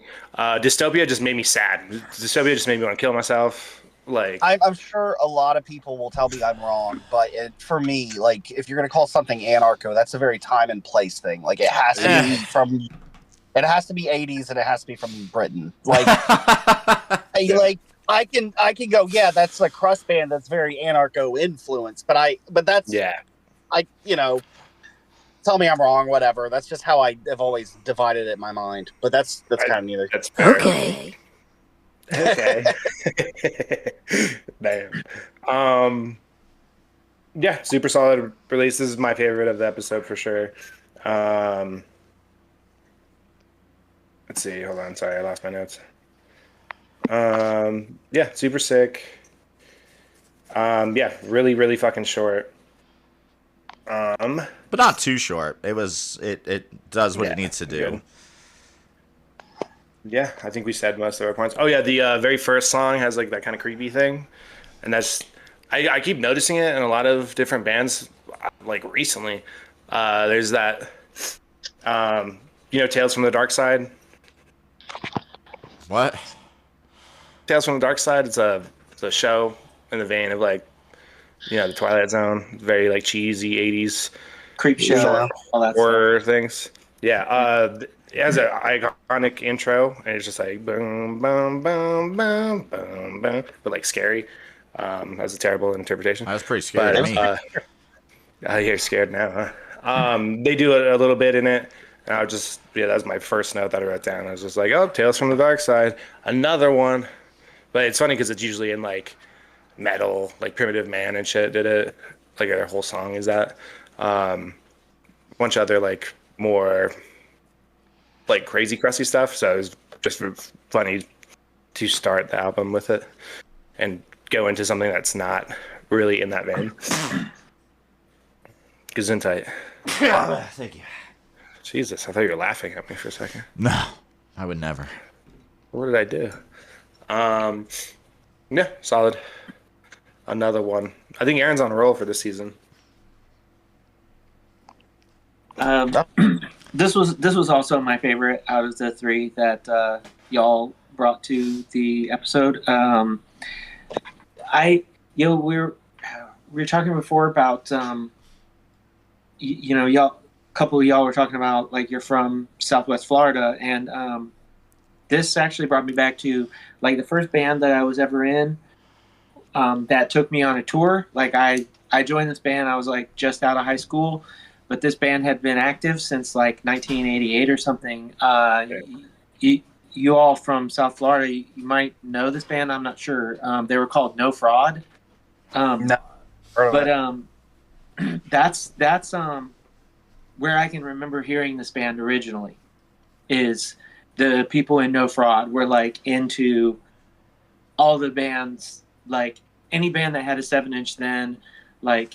Whether they had a write-up in MRR or whatever, it didn't matter. Like, and there was a lot of bands that my band after that, like we would go on tour and we would play with bands that reminded me of this. Like there was a band called No Matter from Biloxi, Mississippi, sort of in this same vein. Just like really cool, like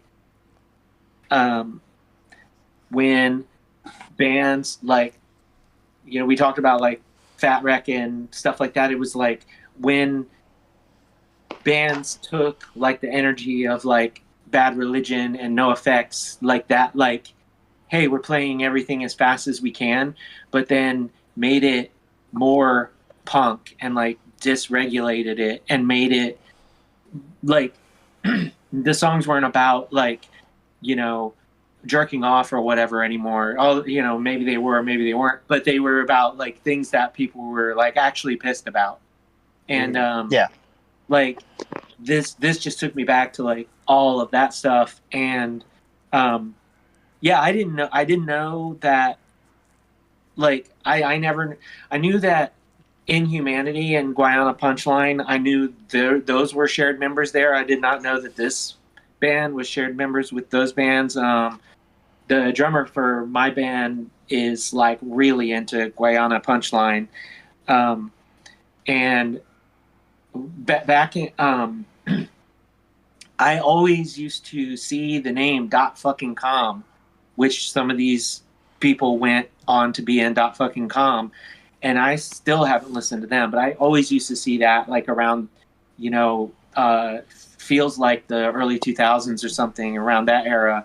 So I'm definitely going to go and check them out. I was disappointed that I didn't really see that the woman who did vocals went on to do much else. Mostly the I think the drummer and the guitar player Kevin Bird, which is, it's funny because I went to high school with and played in a band with a drummer who had a brother named Kevin Bird, spelled the same way, and they were musicians, and I was like, there's no way that's him, but it would.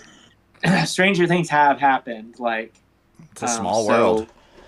Yeah, I mean, like, just like my high school, we were talking about like Port Charlotte, like it wasn't shit when I went to high school there. It was like 200 of us graduated, and then like people from that high school went on, and like one of them was in Circle Takes a Square. What? And one of them, I love that band.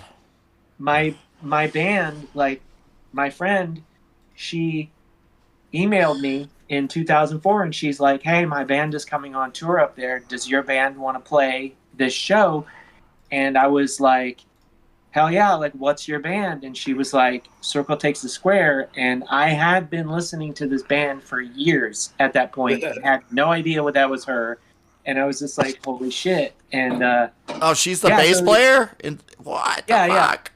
That's wild. Nice lady, by the way, everybody. Very nice. Yeah, she's awesome. Yeah, Kathy. She was just on tour with that band, War on Women. She was playing bass with War on Women. And someone else that I was also in a band in high school with is the guitar player for War on Women, Jen Vito. Yeah, it's crazy. So, long story short, it would not 100% surprise me if that was Danny's brother that was in this band, but also, like, I don't know, from Florida to North Carolina, not that far, but far enough, probably not. Yeah, really, really enjoyed it. Was surprised that, like, it didn't occur to me that this whole thing was on a 7-inch until, like, until Aaron said that. And then I'm like, oh yeah. 'Cause like, that's what you did. You had 7 minutes aside and you put as much on it there, up. Yeah. And now it's just like a 7-inch costs so much to make. If it was 12 minutes of music, they're going to put it on one side of a 12-inch, it's just economical, We talk about that all the time. It's sad. We're leaving the 7-inch. What's that? I said this show is a big proponent of missing the 7-inch. Yeah. It's understandable. It's just like, yeah, for like, my band has a thing that is about 13 minutes, and it's not going on a 7-inch. It's just like, you can get a 12-inch made, like, if you do it, as cheap as you can do it, you can get a 12-inch made, $7. A 7-inch will cost you $7 to make. And it's just, it does not, like, it doesn't, if you put out a 7-inch and you go out and you're like, this costs us $10 to make this 7-inch. And you go out and you put it out on your table at a show and you're like, this 7-inch is $15. Yeah. People are like, what the fuck are you talking about? But if you put that same music on one part of a 12-inch and you do a screen print on the other side and you put it out there and you say it's $15, you say it's $20, and nobody will bat an eye. It's just like, what are you gonna do? Your hands are kind of tied. And I mean, there is a band that we're supposed to do a split 7-inch with, and they're like, it has to be a 7-inch, and I'm like, okay. I mean, I don't somebody else is paying for it. I'm not. Right. That's that's the big difference. And I guess with a split, it's a little bit easier because you got more people contributing more money. But still, either way, like I mean, 7 inches to me are usually $1 to fucking 7 max is what I would like to pay for a 7-inch. Like, and that's like anything. If it's something like I don't know, that fucking tragedy, the yellow one. Can we call this life? I maybe paid $15 for that just because it was like I really wanted it, and it was. I don't know, but yeah, I don't want to pay $15 for something brand new. Like that, being that a tape, or I would 12-inch. I would pay $15 for that, and that's like, it sucks that is that's the lower end too. Like it's fucking crazy.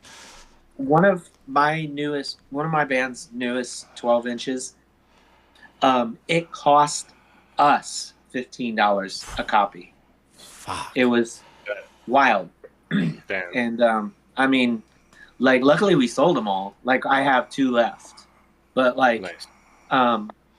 But yeah, I mean, like, if that was like one of those things where, in the past, like, you do a record and you do too many, and so you end up having to sell them for real cheap or something, which is all good, but like,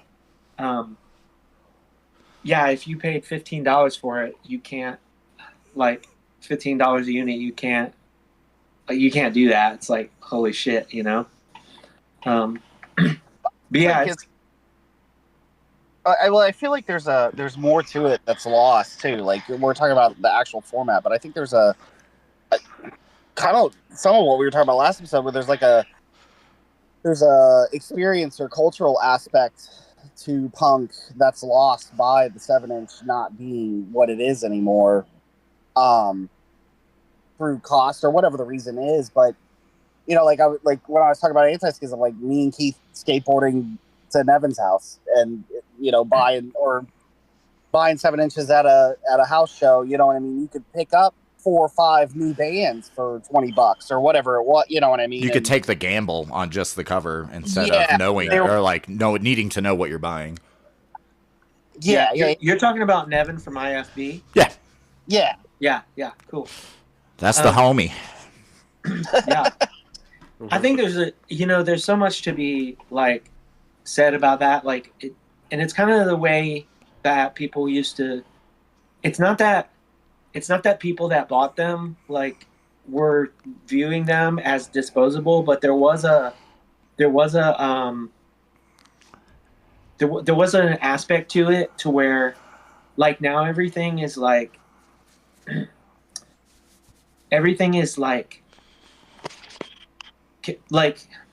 don't know how to put it, but like there's an aspect of like the resale market that plays a factor in all these things, and we didn't care about that. Like, and so it's like you would get a 7-inch and the cover was literally just a Xerox from the school Xerox, right? And that was the cover of the record, and it didn't matter if you put it in your backpack and the corners got all dog-eared and whatever. Nobody gave a shit, because if you didn't like it, you were just going to give it to your friend, But now it's like, this has got to show up in mint condition. Yeah, on Discogs for $20. In case it's worth something later, or whatever. And it's like, I do a label, so like I get it, and I sell records, and I like, I have had to sell some of my personal collection, for like, medical expenses and shit like that. So like, I get it, but like,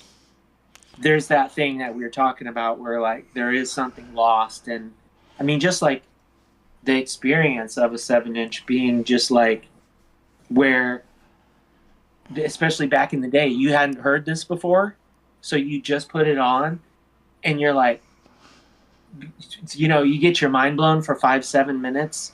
And you have to go flip it, and you like can't flip it fast enough, right? Because you're just like, you're fucking stoked, And I don't know, for sure. There's a trading card kind of aspect to 7 inches too that I missed. Like, I got this for $3 from a box at a house show. I didn't really like it.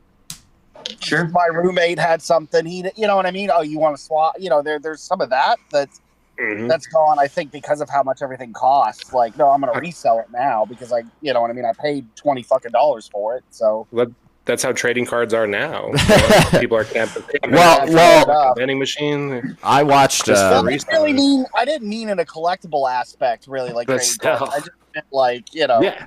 How it used to be. Yeah, it was it's in the goddamn name. It's a trading card. I watched a interesting thing on like YouTube. It was just about like thrifting, for instance, and it was like video games, for instance. Me and Aaron used to go to the flea market just to get Super Nintendo games that we hadn't played, or $5, like whatever. People aren't buying shit to enjoy it now. They're buying it to resell it and quote unquote collect it, and it's like it's ruining, I mean, everything. You can't go, the guy was like, you can't go to Goodwill and get a pair of jeans for $5 anymore. You're paying $30. You're paying what you would pay for a brand new pair of jeans. You can't get a record for like fucking Street Punk. Global Threat records are hundreds of dollars. Like, what the fuck? It's insane. Like, people, the culture of, and I think it's mainly the internet, obviously. Like, oh, I have this. Let me show you my fucking collection. Like, I don't know. People aren't buying things to enjoy them anymore. They're buying it for clout, for resale, for the collection aspect of it. It's I mean, like, yeah, I love my record collection, but I love it because I love the fucking records in it, not because I have the rare print of fucking whatever. I don't know. Right. It's fucking I'm horrible. get double back from this. Yeah. It's fucking horrible. Yeah. I mean, it's for sure. Like, you know, there's a huge part of like the culture that like still wants to sit down and put the record on and listen to it. But then there's like, you don't have to anymore, you know? So I think that's like a lot of the disconnect is just like, it's like, I'm going to get this record and like not even listen to it. I want it. And I respect the fact that people are still going to support like the music, even though they could just listen to it for free. Right. And I mean, my whole thing is, you know, like I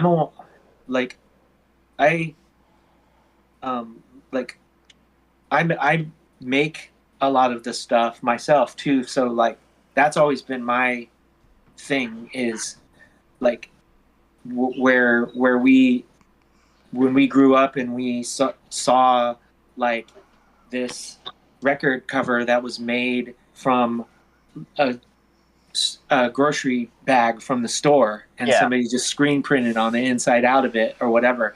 That's like my whole thing with the records I make now is like I don't ever want to just like send this off to the printer and have it come back to me like this way. Some of my records are like that because some label in Europe is pressing it or whatever, and it's just like, well, later I might do like some specific version for myself, but like it's like a like the means ends kind of situation, you know. It's like, but the reason why I still am like obsessed with making a physical thing of all these releases is because I just I'm still like that person that was like when you got this one record that had this like die cut in it or something and you're like, whoa, that was so fucking cool, or you got like the thing that had like the screen print cover, or just like the thing that showed that the people in the band did this themselves, you know? It's a labor of love kind of shit. Like we have like a CD label ourselves, and I mean the whole main reason was because we go see bands and you're like, oh, I really enjoyed your band, like, what do you have any merch? And they're like, no, you can get on fucking Bandcamp or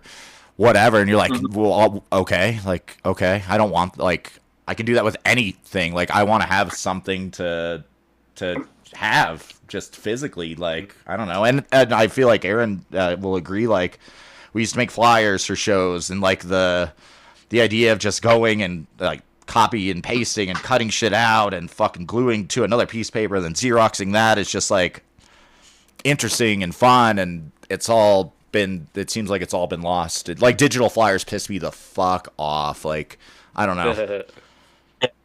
Yeah, I mean, I still kind I do. Somebody mentioned Versus Self earlier, and I actually like I designed their last tour flyer. So like, I do lots of digital art, but also like I do like so much of what I do is also exactly like where we all came from, where we're talking about like you're literally cutting out the like strips of text from a typewriter or something, you know, and you're pasting it down and like, yeah, I will go either way with that. Like, I will say that like, you know, the AI flyer, that's got to fucking go. But, but like, yeah, I don't know. It's funny. Like I just did a tour flyer and two different specific flyers on the same iPad that we're doing this on. Like, but see, you have appreciation for the other side of it, so like that's fine. I do have. I was gonna say like all these collage books and you know everything like that too. But yeah, I have. I was gonna say I'll back you up on that because I have one Coma Regalia release. It's the split with Pee Wee Reese, and that's in an envelope. Yeah, it's just a envelope. Yeah. Well, that me and Aaron did a project like print on the back, and it's got like the pasted. The little robot guy, whatever that is. Yeah. Oh, go on. But my big thing with what I was going to say though is my big thing with digital art is that I use a program called Procreate, and the thing is like I've my family has a history of nerve disorders, and so my hands are very shaky. And the thing about Procreate is I can set the pencil to where it like straightens my line. Oh no shit! It accounts for it. Yeah, that's it accounts sick. for like so. It's really like it's really like an advantageous program for someone who's like has you know like bordering on like a disability with, and I still do a lot of drawing like actual just drawing, but like I could never be as clean as I can be physically as I can digitally. So that's like my big thing is like I have a project that I'm doing right now where it's just like where every page is just like whatever, there's like no referencing, there's no sketching, it's just like take a marker and start drawing, and that is a totally different kind of artwork that I can make than what I can make in Procreate because I have the ability to like not have like a super jittery line and stuff. So it's no, that's sick. I guess what I was saying is just like people who only do that, or we only have shit on Bandcamp, or just like I don't know. Like you definitely have the appreciation for like the other side of it. So me and Aaron were like in a project a year or two ago, and you know we fucking hand stamped every CD cover. We fucking Aaron cut and pasted the lyrics. Like that was a sick Blade fucking lyric thing too. Was that one? I think it was. Anyways, was one. And then we what was that? What is that podcast called that we sent it to? Oh, the Demo Listen podcast. Yeah, Demo Listen, and they honestly Indiana. Like made it seem like it was a fault. Like, oh, these guys made this for nobody. Like nobody does this shit anymore. Like, oh, it's hand fucking done. I'm like, yeah, well, that's just like what we grew up with. I appreciate that more so than if I go get a fucking like a factory printed whatever. I don't know. It's a weird time in life. Yeah, I think one of the hosts of that, like, his solo albums are on like Run for Cover, so I don't know. Like, there's like a degree, which is it's funny because they're very DIY. Like their band like Parasitic Twins and stuff are very DIY. But I think IFB put something out for them. Yeah, it wouldn't surprise me. Way back. Like, yeah, like we played with them like, I don't know, 10 years ago almost already. But they're really cool. They're really nice. But like, I could see how there's also like another part where it's like, you know, like why are people still like cutting cutting out their own like J cards or whatever, you know. But I don't know. I love that shit. Like, I'm like, my whole thing is like, never make something the same way twice if I can avoid it, you know. And I don't know, it's fun. Okay. Yeah. Well, anyways, I love the fun rants we get into towards the end of the episodes. It's my favorite part. All right. Well, anyways, already now. Yeah, well, I guess we'll real quick, Edie, we appreciate you coming on for sure. Yeah, thanks a lot. We were able thanks for having to me. have you. Great conversations. You know, obviously, everybody, you know, check out Everything Remade and Coma Regalia. Edie, anything else you want to add or plug for yourself? I just, you know, we're talking about like physical records, and you can get like almost all the stuff that I've like been a part of. You can like check out the releases or even pick up the physicals if you are so inclined at middlemanrecords.bandcamp.com. Like, there's very like I said, I'm really into like making things like myself. So even if it's like a band that I've done, a project that I've done where I've never played a show, like I want to make something for it. So even if I only made like 20 copies of something, chances are if you find a record there, you can get a thing if that's, you know, what you're into. So yeah. Oh yeah. Okay. Awesome. Like we said at the top of the show, you know, we're doing a label as well. Couple things I forgot to mention too. One, we are always actively looking for labels and bands to trade with. So anybody hearing this is doing the same thing and wants to make trades, let us know. You can always reach us at punkdisputes@yahoo.com or at punkdisputespod on Instagram. Please check out the web store on Store Envy, Punk Disputes Records at Store Envy. And then, I think we just put out the Lookout demo. I think we're going to play out with a song from that. Yep. So if Keith and Joey, you guys got anything to add, I think we'll wrap it up. Nah, thanks for coming on. Yeah, very fun conversations, very knowledgeable. Nice episode. Yeah, thank you. The South Florida thing is so funny. Like, I did not know that. I don't know. It's always just a small world in the punk scene community. Like, it's always, I don't know. That's one of my favorite parts about it is being able to have common things with just so many people. Even, I don't know. It's very cool. Fun world. But yeah, we're going to play a song by Lookout. Look away. Look away. Fuck. I keep, man. Wow. You gotta look at the fucking title. I know. I just had to look at it. This song is called Tragic Truth, and here we go.